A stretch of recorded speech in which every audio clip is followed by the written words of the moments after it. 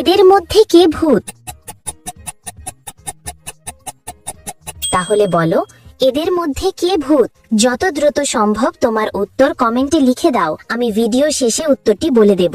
দ্বিতীয় ধাঁধা, এই ওয়ার্ডগুলির মধ্যে এইচ ওয়ার্ড খুঁজে বার করো।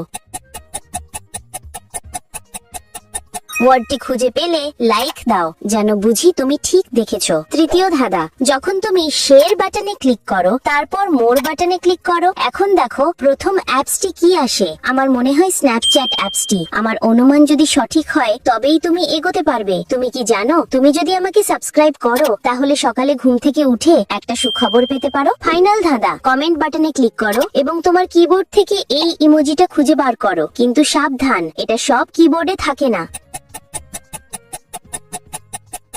তুমি কি খুঁজে পেয়েছো? আচ্ছা, ভূতেরা কখনোই রোদ সহ্য করতে পারে না, কিন্তু প্রথম জন বিশাল লম্বা একটা টুপি পরেছে যা পুরো শরীর ঢেকে রাখে, সেই ভূত।